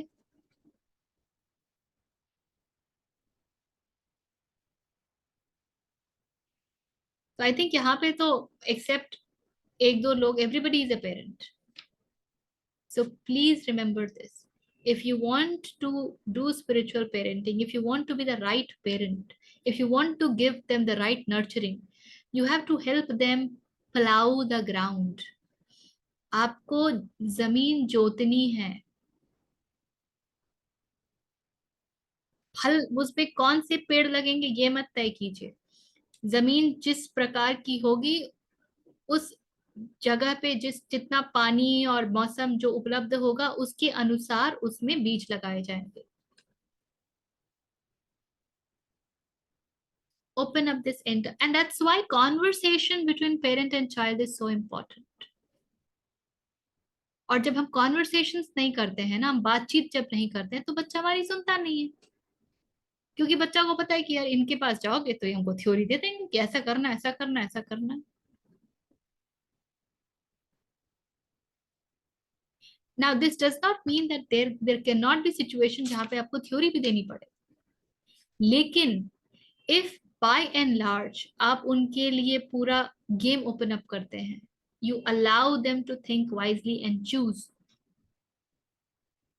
then in those moments जब आप उनको थ्योरी देते हैं, they very with complete acceptance they accept it. then they don't question it, because you have created that bonding and trust.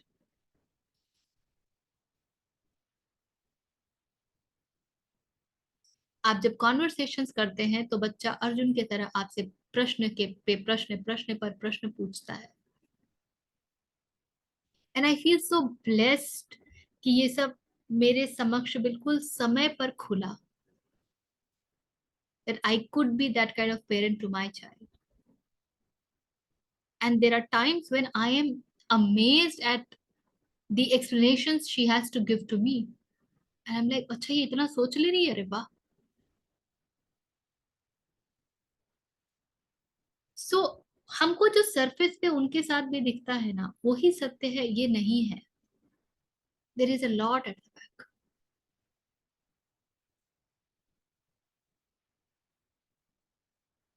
हाँ कोमल जी बोलिए. Thank you, Richa.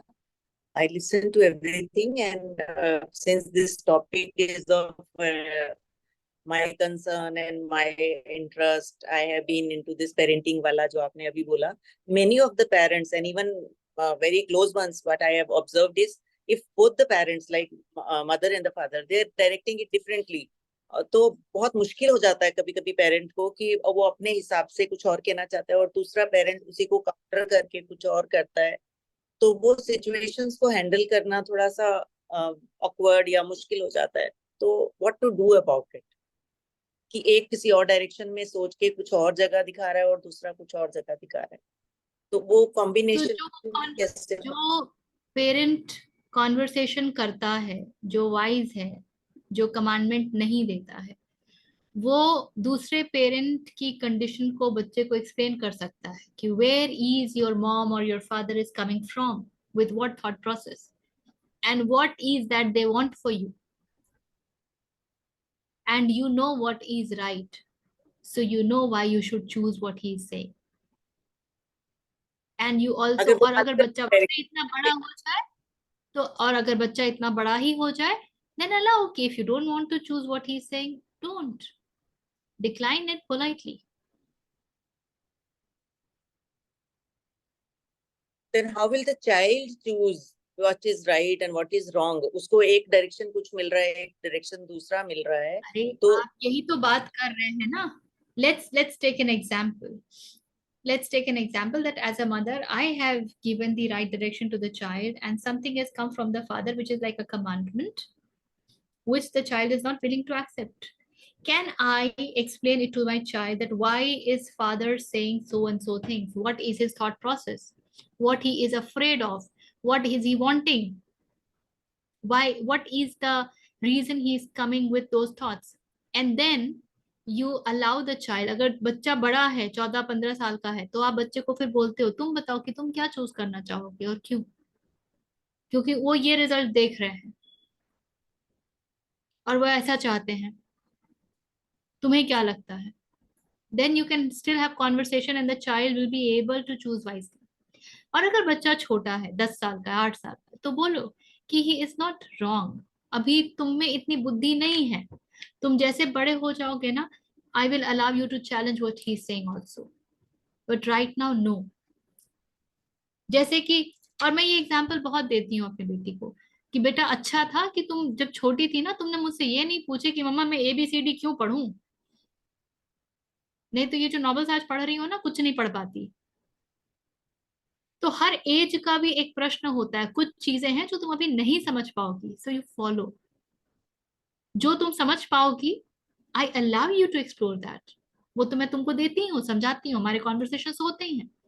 But don't expect कि तुम हर चीज समझ जाओगी. अभी ना तुम्हारे समक्ष दुनिया खुली है, ना तुमने जीवन को पूरे रूप से देखा है, जाना है. तुम एक छत्र छाया में हो ना.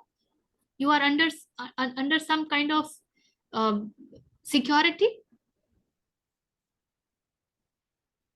तो जब छत्र छाया में हो, तो don't expect that you will understand everything. But as you will grow, you will also be able to explore and figure out for yourself. तो ऐसे केसेस में बच्चा कमांडमेंट लेता है. This is my experience. ठीक है. हाँ, ठीक है, थैंक यू। शील जी बोलिए।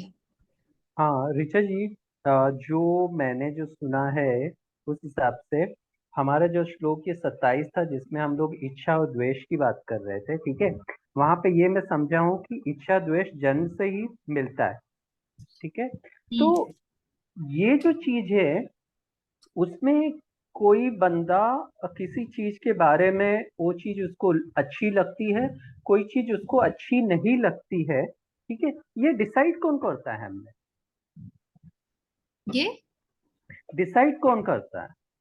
उसकी वृत्तियां, उसको जो जन्म से राग द्वेष मिला है वो किस रूप में मिला है? वृत्ति के रूप में मिला है कि वो कुछ अच्छा, चीजों के प्रति ऑटोमेटिकली खींचा जाएगा और कुछ चीजों से उसको ऑटोमेटिकली विरक्ति सी महसूस होगी। कुछ चीजें हैं जो ऑटोमेटिकली करना चाहेगा, कुछ चीजें हैं जो वो कभी नहीं करना चाहेगा।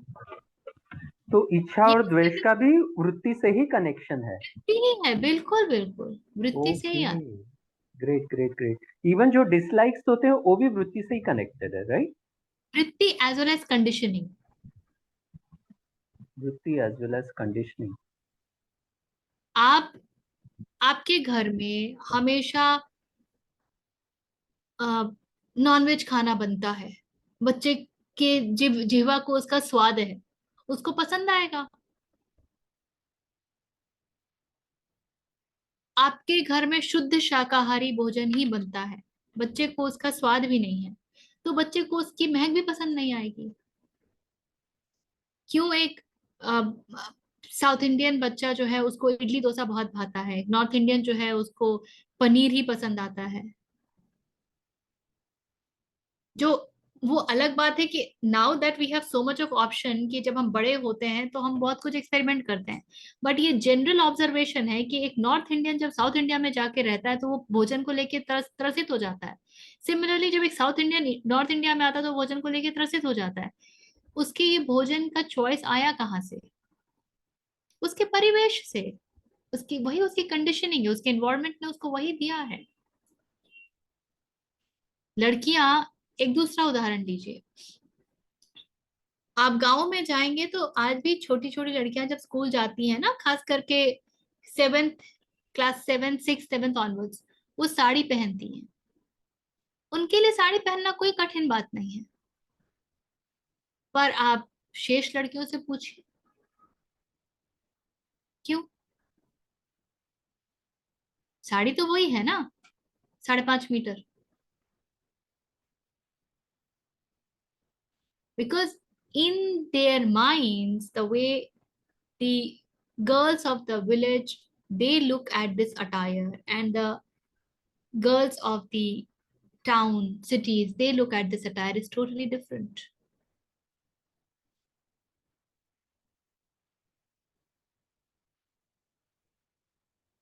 और लीजिए, हमारे भीतर सब भाषाओं को पकड़ पाने की क्षमता होती है, लेकिन हम मातृभाषा को ही पकड़ लेते हैं। क्यों एक साउथ इंडियन जो है वो बंगाली जल्दी नहीं सीखता, या एक बंगाली जो है वो हरियाणवी जल्दी नहीं सीखता? उसका परिवेश वैसा है।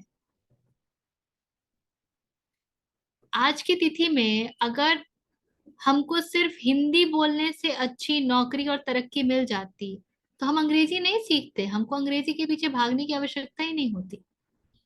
हमने अंग्रेजी को इतना ऊपर बिठाया है क्योंकि नहीं जानने से हमको नौकरी नहीं मिलती है, हमको तरक्की नहीं मिलती है। What is this conditioning? हमारे भीतर ये बिठा दिया गया है कि बच्चे अंग्रेजी तो आपको आनी ही चाहिए, it's a non negotiable language. और जो अंग्रेजी जानता है वही स्मार्ट होता है क्योंकि उसी को तरक्की मिलती है ना। कंडीशनिंग इस रूप में हमारे भीतर घुसती है ना शील जी, कि आप सोच भी नहीं सकते। छोटी सी छोटी चीज में कंडीशनिंग घुस के बैठी है। और जो कंडीशनिंग हमारी वृत्ति के अनुकूल हो वो और जल्दी चढ़ जाती है, फटाक चढ़ जाती है। और जो वृत्ति के अनुकूल ना हो उसके प्रति हम रेजिस्ट करते रहते हैं।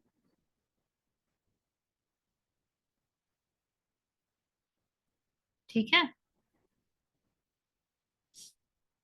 हाँ धन्यवाद। ऋचा जी, मेरे को और एक सवाल जो आया था, इसी से कंटिन्यूएशन में एक चीज समझना चाहता था।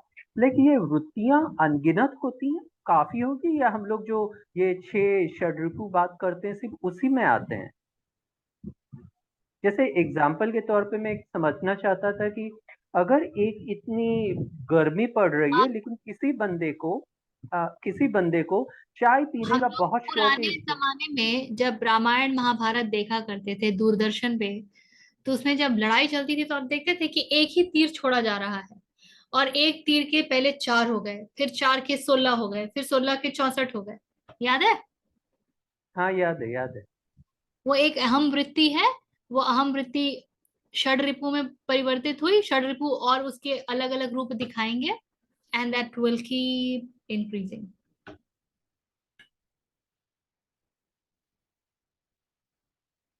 दैट्स व्हाई महर्षि रमन कहते हैं, go and catch the mother of all tendencies. जाके अहम वृत्ति को पकड़ दो, सब वृत्तियां खत्म हो जाएंगी। षड रिपु किसके लिए? अहम के लिए। लाइक्स डिसलाइक्स किसके लिए? अहम के लिए। सबका जड़ वो ही है।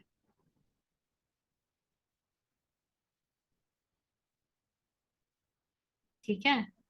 हाँ जी, है। अच्छा, मैं एक चीज इसी में समझना चाहता, जैसे मैं इस चाय का एग्जांपल एक समझना चाहता, मतलब उस बंदे की थॉट प्रोसेस में समझना चाहता था कि अगर इस गर्मी में अगर एक बंदा चाय, मतलब उसको चाय चाहिए ही चाहिए, ठीक है, भले गर्मी कैसे भी, तो उस केस में मतलब कैसे उस चीज को समझेंगे, उसकी क्या वृत्ति होगी?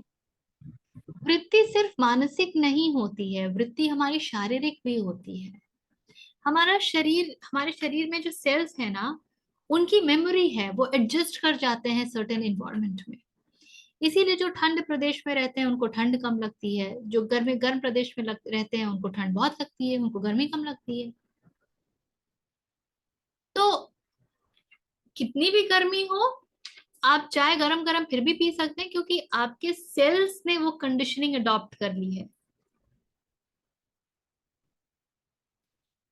स्मोकिंग कोई एक दिन में तो नहीं पकड़ लेता है ना कि आज सिगरेट उठाया और पफ मारा और मजा आ गया। पहले पफ में सब खांसते हैं, पहले पफ में सब खांसते हैं, फिर भी पकड़ लेते हैं और चेन स्मोकर बन जाते हैं। ये खांसने से लेके चेन स्मोकर तक की यात्रा कैसे हुई? मैंने बार बार पकड़ा और मेरे सेल्स ने याद कर दिया कि ये पकड़ना अच्छी बात है।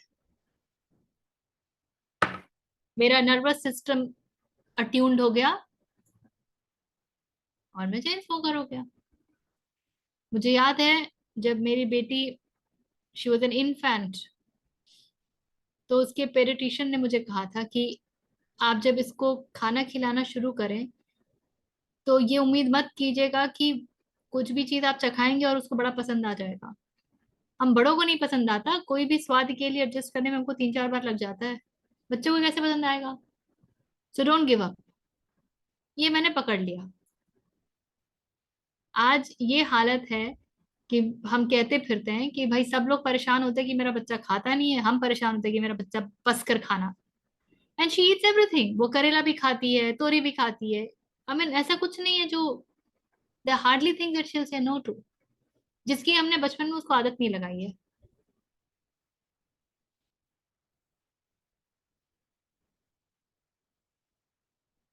वो क्या है, क्या हुआ? कंडीशनिंग हुई। आपके जीभ पर बैठे सेल्स की कंडीशनिंग हुई, वो जो टेस्ट आपको बताता है उन सेल्स की कंडीशनिंग हुई। So don't think conditioning is only mental, there is lot of physical conditioning, a lot. तभी तो माया को इतना सस्ता नहीं मान पाते। आप तय भी कर लें कि मैं तो भाई सात्विक भोजन ही करूंगा, लेकिन फिर आपका जान निकलेगा, अरे यार, अरे यार। आपने नॉन वेजिटेरियंस को देखा है? यार चिकन नहीं मिल रहा, और कैसे प्रफुल्लित हो जाते हैं चिकन आते ही। कहाँ से सीखा वो? माँ के पेट से? वहां पे तो न्यूट्रिएंट में कोई स्वाद होता ही नहीं था घर बनाने में। सो कंडीशनिंग इज वेरी डीप। इसीलिए फिर तप का महत्व आता है ना, इसीलिए तप कहते हैं। तप करना मतलब अपने आप को डीकंडीशन करना। क्यों कहा जाता है कि बहुत आवश्यक है कि आप कुछ दिन फास्ट करें? Because it strengthens your will power, आपके सेल को डीकंडीशन करने में बहुत सहायता देता है। 5-6 वर्ष पूर्व जब मैंने संडे को नमक देना गिव अप किया था, मैं बड़े आराम से उन संडेज को खा लेती थी। जब किसी के घर जाना है, कोई ये है कि यार मैं क्या इनको बोलूं कि आज मैं नमक नहीं खाऊंगी, तो वो भी फिक्स में हो जाते हैं। And then in conversation with a friend I realised कि what is this giving up when I am so gullible कि ठीक है, या नहीं होगा तो इधर एडजस्ट कर जाओ, उधर एडजस्ट कर जाओ। मुझे किस बात पे एडजस्ट करना है, मुझे इसका बोध होना चाहिए। And then I started to become strict about it. It is about my own willpower. मैं एक भोजन और नमक के प्रति जो है स्ट्रिक्ट नहीं हो सकती, पर हम के लिए मैं क्या खाकर अपने दिनचर्या में स्ट्रिक्ट रहूंगी? फिर तो बड़ा आसान है हर शुक्रवार बोल देना कि आज मेरे यहाँ ये काम पड़ गया, आज मेरे यहाँ वो काम पड़ गया, तो आज हम नहीं बैठेंगे।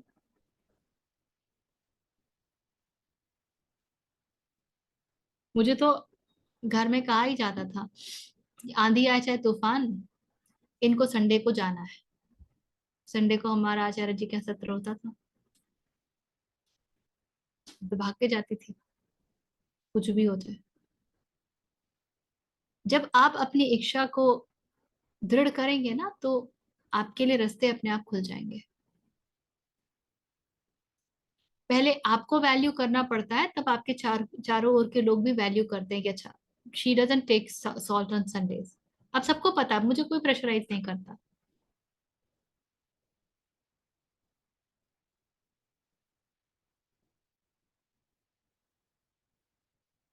सो कंडीशनिंग के अगेंस्ट थोड़ा खड़ा होना पड़ता है, ठीक है? Anything else? हाँ हाँ, मेरे को सवाल है, और 2 सवाल है मेरे को। ठीक है, अभी एक बात बताइए, हम बात कर रहे थे स्टार्ट में एक अपरा प्रकृति की और परा प्रकृति, ठीक है? अभी ये दोनों में प्रकृति तो है ही, ठीक है? अब प्रकृति आ गई, और प्रकृति में फिर हम निराकार की बात कैसे क्या कर सकते हैं? क्योंकि प्रकृति में तो सब कुछ साकार ही होगा, तो वहां पे तो कुछ ये साक्षी उक्षी तो सब परा मतलब उसके आगे की बात है ना? किसी ने किया क्या? क्या? किसी ने बात किया क्या अपरा में परा की? हम जब बात कर रहे थे अपरा प्रकृति और परा प्रकृति, और फिर हम बात कर रहे थे अपरा प्रकृति में साकार आता है, परा प्रकृति में निराकार आता है, ठीक है? तो मेरा जो क्वेश्चन Okay. है, जब हम परा की बात कर रहे हैं, आप अभिव्यक्ति के 2 रूप मानिए, ऐसे समझिए इसको। पुरुष और प्रकृति है। पुरुष और प्रकृति एक ही बात है, just like the way 2 sides of the same coin. एक तरफ से देखेंगे तो पुरुष है, जो चेतना है, चैतन्य है, किंतु स्थिर है। दूसरी तरफ देखेंगे तो प्रकृति है, वो उसी चेतना की अभिव्यक्ति है, चंचला है, किंतु दोनों एक ही बात है। दोनों एक ही बात है। तो उसको एक अभिव्यक्ति का कारण मानिए, और अगर आपको वो टर्मिनोलॉजी कंफ्यूजिंग लगती है तो आप बोलिए कि प्रकृति सिर्फ अपरा ही होती है, परा जो है वो चेतना है, पुरुष है। तो मैंने यही लिखा है इस पे, since it was confusing, so I defined it अपरा में जड़, प्रकृति और माया, और परा में लिखा है चेतन, पुरुष और ब्रह्म. So I can understand that. Please use the terminology that you resonate with. It takes time to come to a space जहां पर आप कॉन्टेक्स्ट में टर्मिनोलॉजी को यूज कर सके, उसको थोड़ा सा समय लगता है। जैसे कई जगह आपको जीवात्मा और आत्मा शब्द दिखाई देंगे, कई जगह आपको आत्मा और परमात्मा दिखाई देंगे, कई जगह आपको जीव आत्मा और परमात्मा दिखाई देंगे। फिर कंफ्यूजन, फिर ये आत्मा क्या है, ये जीवात्मा क्या है, ये परमात्मा क्या है। तो कॉन्टेक्स्ट समझना पड़ता है। जहां जीवात्मा और आत्मा की बात हो रही है तो यह आत्मन जो है वो ब्रह्म है, स्रोत है, और जीवात्मा हम सब है। जब जीवात्मा और परमात्मा की बात हो रही है तो आत्मन और परमात्मा एक ही बात है, और जीवात्मा तो हम सब। जहां आत्मा परमात्मा की बात हो रही है वहां पर आत्मन जीवात्मा के लिए प्रयुक्त हो रहा है और परमात्मा स्रोत के लिए प्रयुक्त हो रहा है। तो ये थोड़ा सा कॉन्टेक्स्ट ना समझना पड़ता है। You have to look at what is the explanation that is being given and use the terminology accordingly. शब्दों में मत अटकिएगा, ये मैं बार बार कहती हूँ। Words are only to indicate whatever is. Words can never tell you the true thing. You will have to go beyond the words. Words are appearances. Krishna appearance नहीं है, कृष्ण वो तत्व हैं। Go to the real meaning of what these words are trying to say. रस में जाइए। अच्छा ऋचा जी, और एक बात बताइए, हमने एक लाइन सुनी है जैसे ओ सब मुझ में है, मैं उनमें नहीं हूँ, ठीक है, ये एक लाइन है जहाँ पे ये समझ में आता है। लेकिन फिर हम टुवर्ड्स एंड ये भी सुन रहे थे जहाँ पे मैंने ये लाइन ऐसे सुनी है, लेकिन कृष्ण तत्व सभी में है। ये मेरे को कॉन्ट्रोडिक्टरी लगता है, मतलब मैं कंफ्यूज हो चुका, मतलब मैं इसमें कंफ्यूज हूँ कि क्या सही क्या हो रहा है।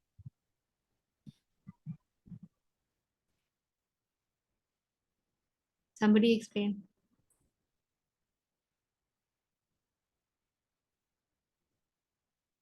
Sorry, you said something like somebody explained it. Okay. Krishna सब में है परंतु ये मैं नहीं हूं, क्योंकि कृष्ण जो सब में है ना वो आंशिक रूप से है, पूर्ण रूप से नहीं है। माया भी तो कृष्ण की ही है ना, परंतु क्या वो कृष्ण ही है? नहीं है। यदि वो कृष्ण ही होती तो माया को अगर आप प्राप्त होते तो फंसे रहते, आपको कृष्ण मिल जाता ना। तो वो आंशिक रूप से है, वो भी कृष्ण की ही लीला का हिस्सा है, बट माया पूर्ण कृष्ण नहीं है। इसीलिए माया जो है वो कृष्ण से है, किंतु कृष्ण माया से नहीं है। ठीक है, ये सही है, सही है। या विद्या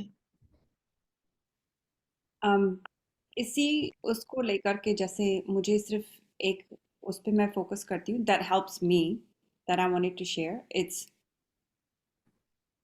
जब Shakti wants to go inward, it reaches Shiva. I have mentioned it before. And when Shiva wants to expand, it becomes the Shakti. Like Prakriti becomes when Shiva wants to expand. He wants to experience himself.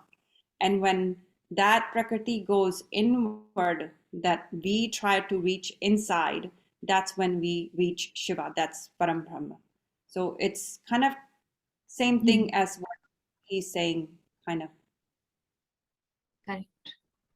हाँ रचा, जब सब कुछ कृष्ण ही है तो अंदर बाहर का तो कॉन्सेप्ट ही नहीं आएगा ना। किसके लिए? क्या आपको हर चीज में कृष्ण दिखाई देते हैं? तो आपके लिए तो अंदर बाहर है।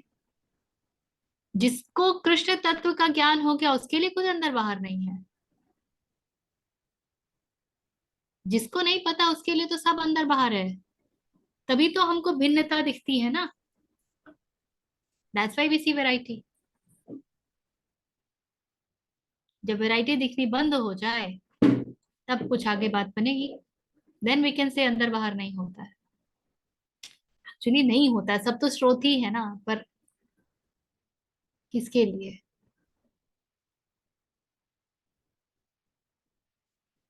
अभिषेक जी निकालिए AK-47। नहीं नहीं, मेरा एक लास्ट प्रश्न है ऋचा जी, जरा मेरे को एक ये बात पोस्ट रिकॉर्डिंग प्लीज। गुड बोलिए गुड। शिव। हाँ, मेरे को एक बात बताइए, अभी आपने एक वर्ड यूज किया था जहाँ पे आप बोल रही थी कर्म जोड़ते चलो। इस चीज को मैं नहीं समझा ऋचा जी, थोड़ा समझाइए ना प्लीज। मतलब इसको बात तो जब भी आप कर रही थी तभी मेरे को एक एग्जांपल या जो होर्डर्स होते हैं ना, मतलब बहुत सारी होर्डिंग्स करते हैं, तो वो मेरे को एक एग्जांपल याद आया था, लेकिन मैं इस चीज को समझना चाहता हूँ। आप जब बोलती है कर्म जोड़ते चलो यानी क्या? मैंने कब बोला कर्म जोड़ते चलो? ऋचा जी, क्या अभी तो आप बात कर। आप पूरी रिकॉर्डिंग पहले दोबारा सुनिएगा, ये प्रश्न अगली बार लेके आइएगा।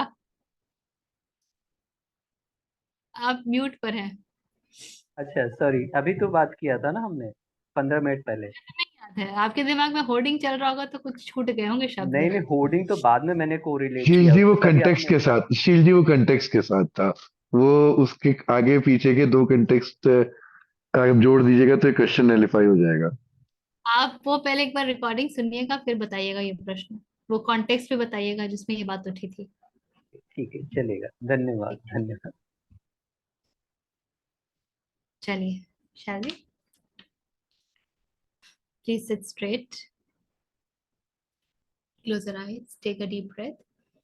If you know, you can chant along or just me. ॐ पूर्णमदः पूर्णमिदं पूर्णात् पूर्णमुदच्यते पूर्णस्य पूर्णमादाय पूर्णमेवावशिष्यते। ॐ शान्ति शान्ति शान्तिः।